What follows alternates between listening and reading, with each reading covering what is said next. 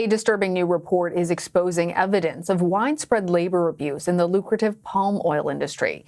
An Associated Press investigation uncovered dire conditions at plantations in Malaysia and Indonesia, the world's largest palm oil producers. In interviews, workers complained of various forms of exploitation, including child labor, slavery, and allegations of rape. Over the last 50 years, palm oil has become the world's most widely consumed vegetable oil, making its way into the supply chains of world-famous companies.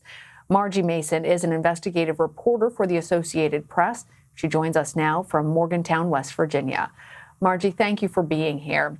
In your report, you say that palm oil is virtually impossible to avoid.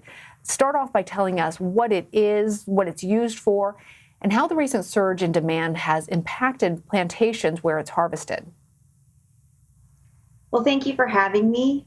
Palm oil is in so many products. In the grocery store, it is in roughly half the products on the shelves there. And so you might see it in things like Kit Kat candy bars or Oreo cookies, but it also can be in things like Dove soap or Colgate toothpaste, and it can be hidden in up to 200 different ingredient names on the package. So you might not even know you're using it, but basically from the time you get up in the morning until you go to bed at night, you are probably using some form of palm oil. And it largely comes from two countries, Indonesia and Malaysia. And so what we did was we took kind of a deep dive look within these two countries, and we visited plantations, more than 24 plantations, and spoke to over 130 workers. And we found a number of labor abuses that they were encountering. And it was men, women, and children that were, in some cases, forced to work against their will. Can you I was wondering if you could describe some of the conditions that these workers endure.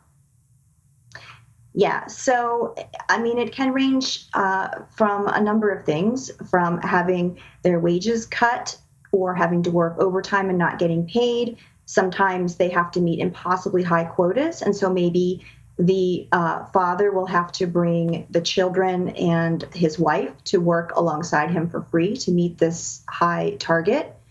We also found things ranging from outright slavery to allegations of sexual harassment and abuse and rape. It ran the gamut, really. And one thing that we took away from this is that it's a widespread problem. It's not just on one plantation. It is a problem that stretches across the entire industry.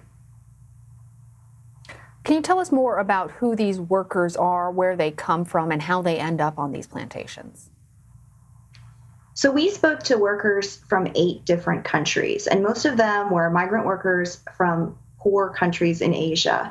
2 examples I can give you were we spoke to some Rohingya minority Muslims who had escaped ethnic cleansing in Myanmar and had made their way through very harrowing journeys to Myanmar or to Malaysia, where they thought they were safe. And then they ended up being sold again onto palm oil plantations where they were forced to work.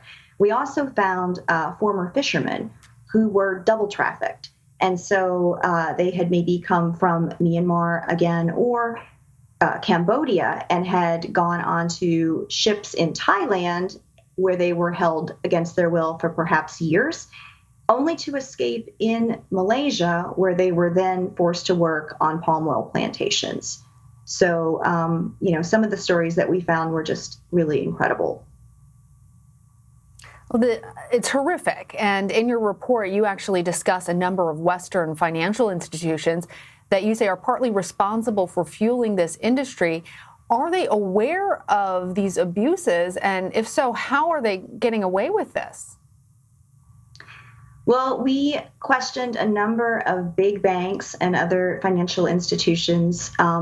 I think this is a well-known problem. I think hopefully we're shining a much brighter light on it. And all the banks, or most of the banks, came back and said that they have policies and they're very much against this type of treatment.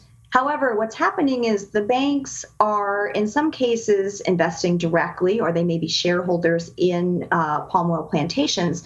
But in other cases, the money is going in indirectly through big Asian banks, banks that might have loose social governance policies, but that are investing directly into the palm oil plantations themselves. So you're getting the money that's freeing up their capital. That money is flowing in some ways indirectly, but it's still getting there. And what about the governmental actors, the Malaysian government, the Indonesian government, where these people have found themselves trafficked to, in many cases, if they're not part of the local population? How are they responding to your investigation and these allegations? Well, we are still waiting to hear from Malaysia, but Indonesia, they said that they were aware of some of the problems that were there. And they also said that, if any of these problems are brought to their attention, they will take action. But again, I think that this is somewhat of an open secret.